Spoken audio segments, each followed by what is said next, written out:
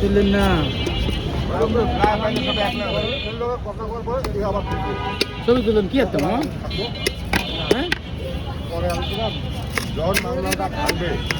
ছবি তুললেন কি আছে ভাঙবে আলাদা করে নিয়ে নেবা দলে বিয়ে করে আমি কিন্তু এই কথাটা বলি পরে এই